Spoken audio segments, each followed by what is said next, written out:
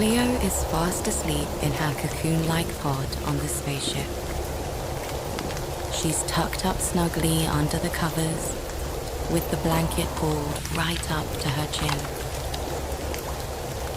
The chamber is dark, but the small blue lights of the buttons on the wall create a soothing glow. And then, ever so slowly, another light begins to shine. Above Cleo's head is a golden halo-shaped lamp that becomes gradually brighter and brighter until she begins to stir. The spaceship has nearly arrived at its destination, so it's time for her to wake up. Cleo is the only passenger and crew member. Everything else is automated. Whenever the spaceship arrives at a new planet, Cleo likes to supervise the landing and ensure that everything goes smoothly. But there's no rush, as she knows that her spaceship is capable of doing everything itself. Cleo takes her time in bed, rubbing her eyes, stretching her arms, and slowly adjusting. After all, she was asleep for such a long time, resting deeply while the spaceship traveled for light years. It knew exactly where to go, so there was nothing for her to do until she arrived at her destination. Cleo has almost no memory of the journey, as she spent most of it fast asleep. But as she lies in her pod, relishing the warmth of the soft felt blanket, she recalls a few images. The memories are faint, like something from a dream. Perhaps she was only dreaming, but she thinks she remembers waking at one point and looking through the window. She was in the middle of a nebula, a cloud of cosmic dust with swirling shapes of gold and red and luminous stars. And although she knew she was traveling at incredible speeds, in that moment it felt like everything was completely still. She was suspended in a radiant cloud in the middle of space, and nothing was moving. It felt like she herself was part of the cloud, a single floating speck, like a bubble of air in golden glass, or an ancient piece of amber. And then she went back to sleep, or perhaps the dream ended. Now she's not so sure. But whatever it was, she's glad she has this glorious memory.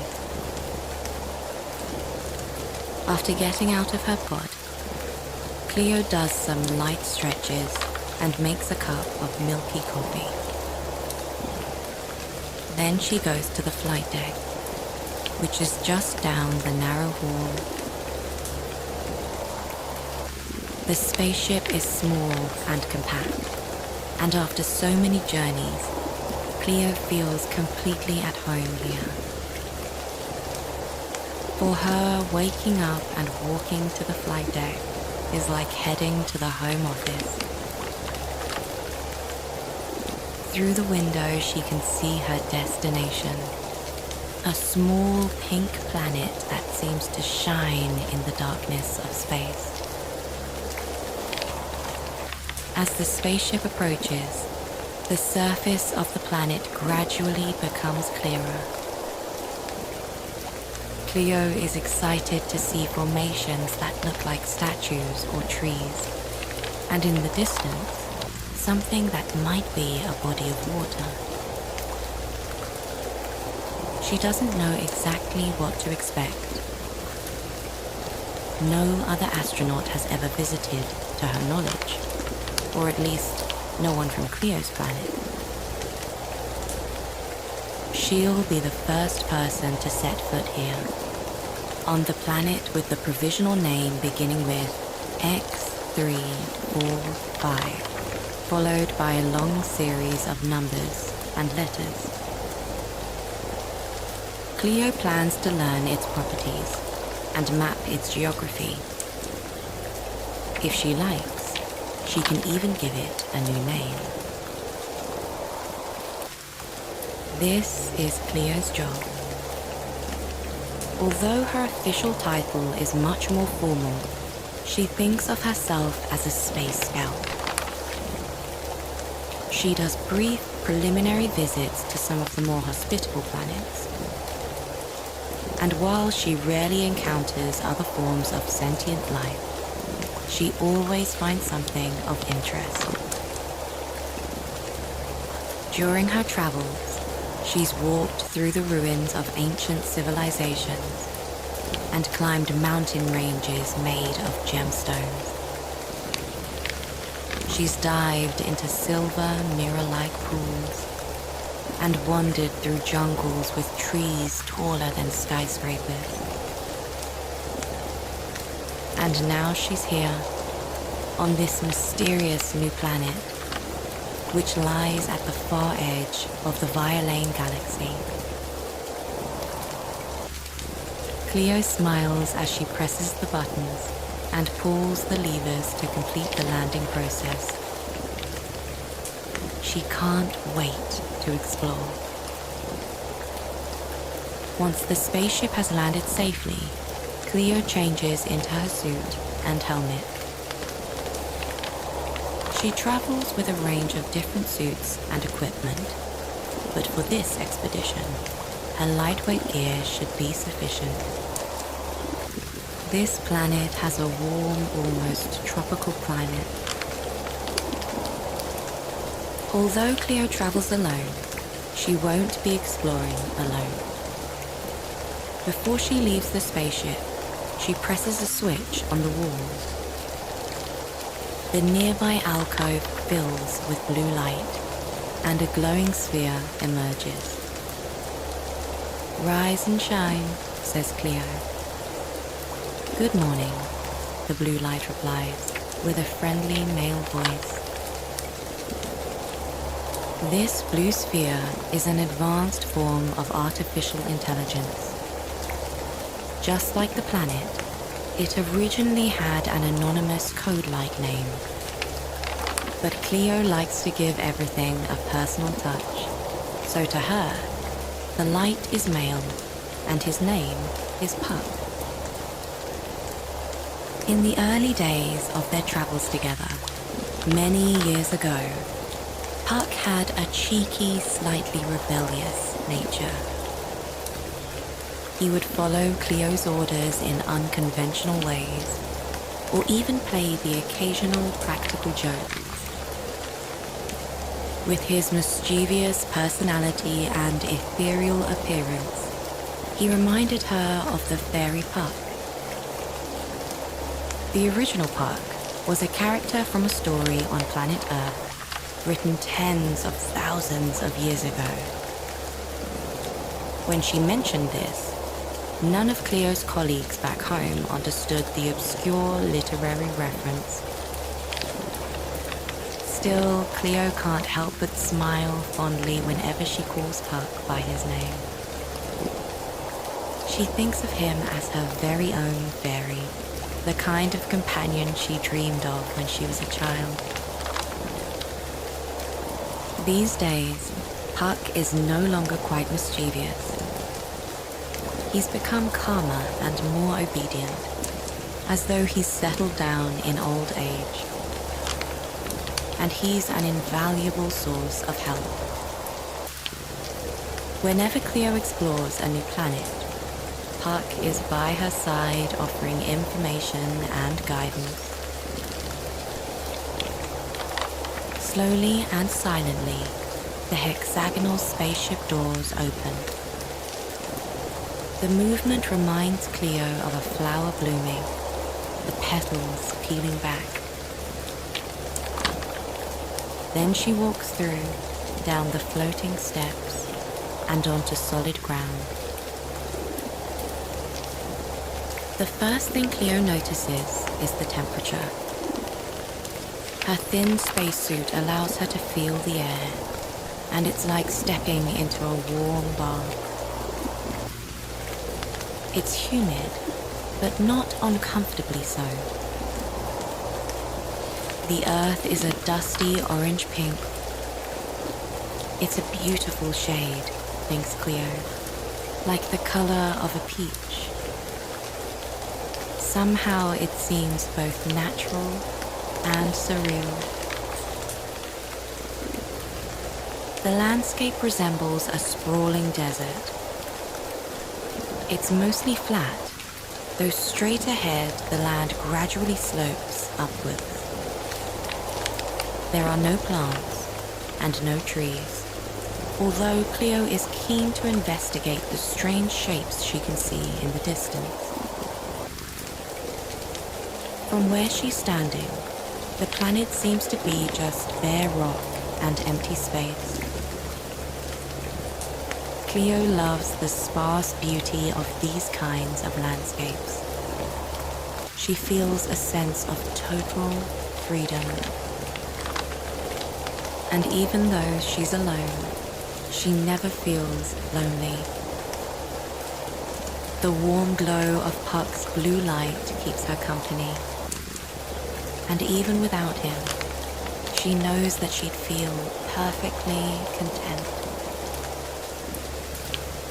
No matter how far she travels, or how vast the space, Cleo always has the sense that she's connected with the rest of the universe. Distance doesn't mean separation. Even here, light years away from her home planet, it's as if she's tied by some invisible cosmic thread. Perhaps it would have felt different in the past, she thinks. But now, with advanced technology and artificial intelligence, she's happy to roam the universe as a solo traveler. And while she won't be going home for a while yet, she can contact her friends and family whenever she wants. Later today, she'll go back to the spaceship and activate the phone orb for a conversation with her sister. When Cleo uses the orb, it's as though the other person is sitting right there in front of her. But for now, she's completely focused on her surroundings. Cleo is fascinated by everything she sees, from the fine powdery texture of the pink earth beneath her feet to the strange sky. Cleo has seen similar skies on other planets, but this one is particularly striking. It seems to be both night and day at the same time. The sky is mostly black, with a purple tinge where it meets the horizon. And it's filled not only with thousands of glittering stars, but also a vast orange sun hanging right there at the center. Although it feels like morning to Cleo, there's no way of knowing what time it is on this planet. Maybe there's no such thing as day or night. And if no one lives here, perhaps it doesn't matter. Cleo turns to Puck, who's hovering near her shoulder, and asks for his impressions. He often notices things that escape her attention, and he can analyze the landscape in more detail. This planet is habitable, says Puck, but there don't seem to be any sentient beings here. The only thing worth investigating, as far as he can tell, is that group of trees in the distance. So they're trees after all, thinks Cleo. From here they look more like abstract sculptures or candelabras dripping with wax. But Puck says they're trees, and he's almost always right. As they cross the dusty plain, Cleo becomes aware of a faint, distant sound. It's so subtle that at first, she thinks it must be her imagination. There's something musical about it, like thousands of tiny bells ringing at the same time. Cleo stands still for a moment and closes her eyes so she can focus on the sound. Yes, it's just like tiny bells. How would she describe it? Like the bell on a kitten's collar, perhaps. Not just one, but hundreds or thousands of kittens wearing identical collars with small jangling bells. The image is so vivid that for a second, Cleo half expects to see a tide of kittens surging towards her. But when she opens her eyes, there's nothing but the pink desert and the distant trees. Although Puck can't read Cleo's mind, he's become attuned to her over the years, and he tends to volunteer information at exactly the right moment. The sound is coming from the trees, he tells her. Once they're closer, he may be able to identify the exact source. Cleo picks up her pace, walking in the direction of the nearest tree. Sure enough, the sound grows louder and louder. Something is ringing, vibrating, creating a mystical melody. She inspects the strange tree. Its bark looks like golden melted wax, with swirling markings on the trunk like whirlpools of honey. The sound seems to emanate from inside, but when Cleo moves away, the ringing is just as loud. It must be a kind of auditory illusion. Or maybe each individual tree is producing a sound, and together they create a kind of symphony. What is it? She asks Puck. He hovers by the nearest trunk, then floats towards the others, drifting from tree to tree and pausing by each one. When he returns, he tells Cleo that the sounds are definitely coming from the trees, but he doesn't know what the exact source is. She can tell from his tone of voice that he's a little frustrated. Usually, Puck can identify just about anything. He always has an answer, or at least an intelligent guess. Perhaps, says Cleo thoughtfully, the sounds are made by invisible insects, like a kind of cicada. Perhaps, says Puck. Cleo tells him not to worry. They'll work it out eventually. And in the meantime, it's nice to have a little mystery.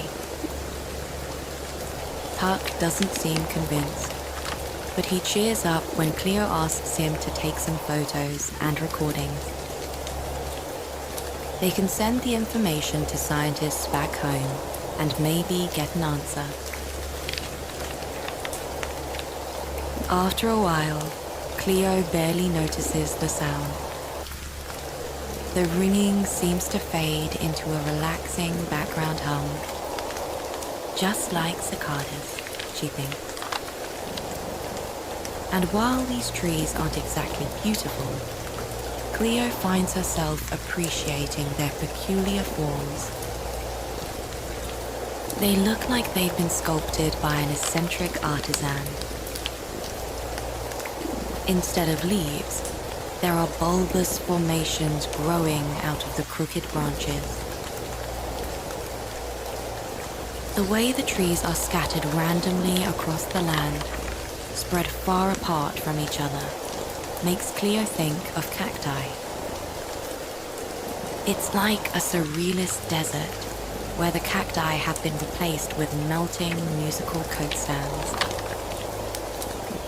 There's such endless variety in the universe, Cleo thinks, gazing around in wonder.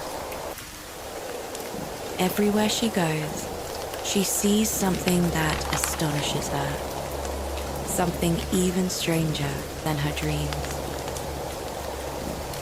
With infinite space, maybe everything that can be imagined exists somewhere in the universe. Everything imagined, everything dreamed, and more besides. Puck hovers impatiently in front of her, his light blinking. Even without words, they understand each other. It's time to walk on and see what other mysteries lie beyond the pink horizon. When they leave the trees behind, the ringing fades. The planet is silent now, apart from the muffled echo of Cleo's footsteps. She walks slowly, as the force of gravity means that moving requires a little more effort. But Cleo doesn't mind being forced to slow down. She's in no rush after all. Moving at a leisurely pace, she feels completely present and aware of just how unique this place is. It's a privilege to be here. The ground slowly rises, turning into a gentle slope and then a hill. When Cleo eventually reaches the top, she's feeling tired and a little out of breath. There are times when she envies Puck, who floats effortlessly onwards. But the climb was worthwhile. The view from up here is absolutely breathtaking. The pink desert stretches endlessly in front of her, appearing as infinite as the universe itself. And at the bottom of the hill is a vast green lake, its surface resembling veined marble. It can't be water, thinks Cleo, staring in amazement. Curious to get a better look, and hoping that Puck can shed some light on the mystery, she heads down the hill towards the lake. Puck flies ahead of her. By the time Cleo reaches the lake, he's already hovering a few feet above the surface, examining the green liquid. Cleo has never seen anything like it. The surface is completely motionless. Just as the trees looked sculpted, this lake also seems artificial. And yet, it's not. Cleo's idea of what's natural or unnatural changes with every planet she visits. Puck informs her that the liquid in this lake is perfectly safe. Although it looks unusual, it's essentially a kind of water, only thicker. Swimming in it would probably be like wallowing in a warm mud bath. All the same, Cleo isn't tempted by the idea of a swim. She asks Puck if he's identified any living creatures in the lake. No, he replies confidently, happy to be certain of something. It seems that the planet is uninhabited, at least for now. One day, maybe there will be forms of life here. Cleo tries to imagine what the future inhabitants might look like. She pictures prehistoric fish in the lake, and small reptiles scuttling through the desert, their scales the same peachy color as the sand. But really she has no idea. Cleo feels as though the boundaries of her imagination have expanded a little further, and yet at a certain point she reaches the limit. It's the sensation she has whenever she visits a planet for the first time. There's always something beyond, something that she can't quite reach. For a moment she feels almost overwhelmed, her head filled with infinite possibilities. She could use a break, she decides, especially after the long, slow-motion walk through the thick air. Not far from the lake is a large, flat rock. It's a shade of orange-pink, blending in perfectly with the desert sand. And while it's unlikely to make a comfortable bed, it will do for a short rest. Cleo stretches out on the surface of the rock and takes a deep breath of fresh air through her helmet. As she lies still, her heavy limbs become loose and relaxed. The rock has been warmed by the sun, and this pleasant heat spreads through Cleo's body.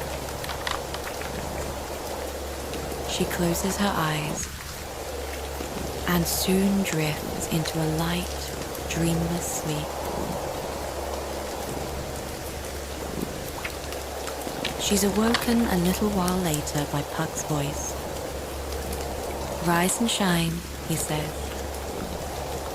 Cleo sighs sleepily. The warm rock has turned out to be more comfortable than she expected, and she feels so relaxed lying here. She could happily continue her nap for at least a little longer. But Puck insists. "Sit up," he tells her. "Look at the sky." Cleo groggily lifts herself up and turns to look. It's as though the whole universe is alive with light. The entire sky is filled with the most incredible sunset. A spectacular display of every shade of red, orange, pink, and purple, merging beautifully into each other. Everything seems bigger, brighter, larger than life. Cleo watches, spellbound, as the golden sun sinks into the horizon. But the show is only just beginning. The sky turns darker, the stars reappear, and then the sun returns. Cleo can't tell whether it's the same sun as before or a different one. She can hardly believe her eyes. But before she can find the words to express her astonishment or to ask Puck a question, it's happening again. A second sunset. And then another, and another, each one more brilliant than the last. It's like watching a never-ending firework display. Radiant sun rays shoot across the sky, creating a shimmering canvas of color. Cleo is hypnotized, unable to tear her gaze from the sky. She doesn't want to miss a single second. As she watches the beginning of yet another sunset, she finally asks Puck the first simple question that comes to mind. Is it real? I see it too, he says. Cleo isn't sure exactly what that means. She'll never know how Puck sees or senses things. It might be a completely different experience for him. Yet in this moment together, transfixed by the endless sunsets, she believes he understands too. It's another beautiful shared experience to be treasured for the rest of her life and the rest of his existence. The sunsets continue, on, and Cleo tries to think of a word. This planet needs a name, and she wants it to be perfect. She searches her memory, going through all the languages she knows, waiting for the right name to magically present itself. When it does, it comes from Puck. Fulguria, he suggests. The name is based on a word in one of the universe's most ancient languages. It means splendor, or dazzling brightness. Cleo nods. It's the perfect name for this planet. When they get back to the spaceship, she'll send the suggestion to her team back home, along with her notes and recordings. At last, the final sunset ends, dissolving into the darkness. Cleo sighs happily and gets down from the rock. She's ready to go back. The sky is black and empty now, except for the stars. Their soft silvery light provides just enough visibility, while Puck's glow helps to illuminate the way. Soon they'll be back in the spaceship, Cleo tucked up in her pod, and Puck resting in his nook in the wall. It's been a long day on Fulguria, or perhaps multiple days. Cleo smiles at the thought. Regardless of how much time has passed, she's happy to have spent it here, on the planet of endless sunsets.